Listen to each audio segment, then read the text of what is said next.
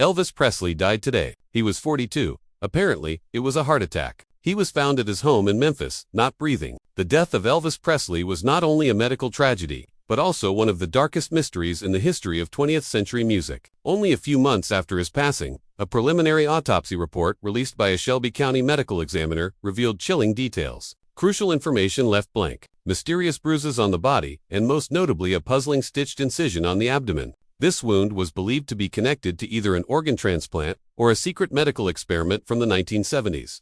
So, what exactly was that investigation hiding? Stay until the end of this video because the final secret is guaranteed to shock you. Elvis Presley had long since transcended being just a singer. He became a global cultural icon, and for that reason, both his life and death have been wrapped in countless rumors. On August 16, 1977, at the age of 42, Elvis was officially declared dead in the bathroom of Graceland, his famous Memphis mansion. That evening, the official announcement aired bluntly: Elvis Presley has died. He was 42 years old. Cause a heart attack. However, only weeks later, irregularities began to surface. The preliminary report, a mere 2 pages long, was signed by Dr. Jerry Francisco on October 20, 1977, more than 2 months after Elvis's death. Not only was the report released far too late, but it also left out many crucial details. Instead of offering a thorough explanation of the cause of death, it merely outlined in passing how Elvis's body was found. And it was this lack of transparency that gave rise to an endless series of unanswered questions. 1.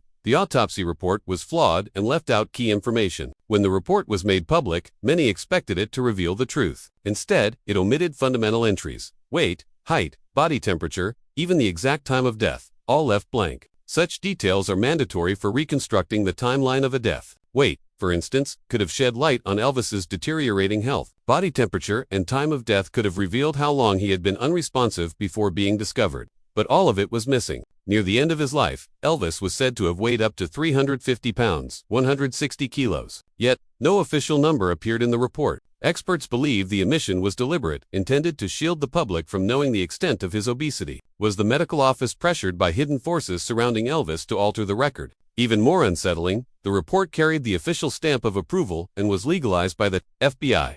That blank space became the seed of a half-century of speculation. Did Elvis really die of heart failure? Or was there another cause? But the shock didn't stop there because the king's body itself revealed more disturbing clues. 2. The mysterious bruises on Elvis's body within the descriptive section of the report. Certain details drew immediate attention. It noted congestion and discoloration on Elvis's face and upper torso. A nurse who took part in the resuscitation recalled, his face showed unusual discoloration and there were strange marks around the neck. It didn't look like the typical presentation of someone who had died from a heart attack. Such conditions often occur when the airway is obstructed or the body endures abnormal physical pressure. The report also mentioned a mark near the left eye, though it did not explain its cause. Some forensic specialists suggested it could be linked to a form of mechanical breathing difficulty, a phenomenon seen when the body's airflow is physically hindered. In addition, faint imprints were found on his shoulders and chest, hinting at the possibility that Elvis may have experienced some form of impact before death. What puzzled investigators was that the bathroom where he was found showed no clear evidence of a serious fall. These unresolved details fueled speculation that Elvis Presley's death might not have been purely natural.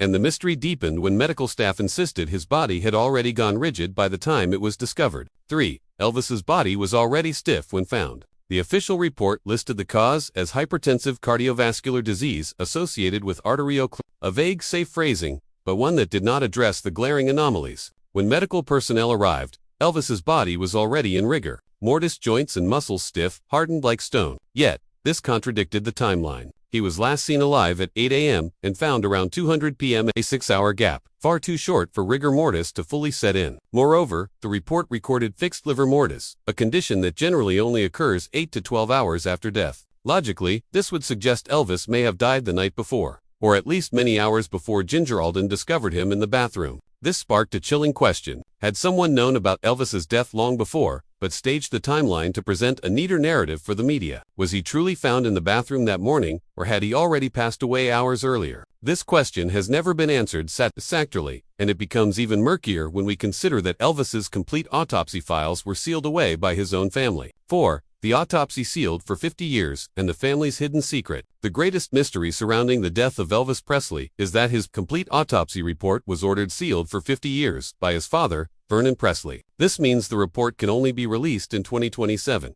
It was an unprecedented decision in American cultural history. A world-famous superstar dies under unclear circumstances, yet the truth is locked away for half a century. Why would such a move be necessary if Elvis had simply died of a heart attack? Many experts and fans believe the answer lies in a shocking secret that could completely shatter the Elvis legend. One of the most persistent theories is that Elvis Presley never really died. Those who believe this theory point to several anomalies. Some attendees at his 1977 funeral recalled that Elvis's face looked stiff and his skin appeared oddly shiny, leading them to compare his appearance to that of a wax figure. Adding to the mystery, Elvis's given name was Elvis Aaron Presley, but his gravestone reads Elvis Aaron Presley. The family explained this as a minor engraving error. Yet for many fans, this detail became evidence reinforcing the belief that Elvis did not truly die, but instead created a false identity to divert public attention. The story grew even stranger when Memphis postal workers reported that they continued to receive letters sent from Graceland bearing a signature strikingly similar to Elvis's. Packages were even delivered to his close friends, containing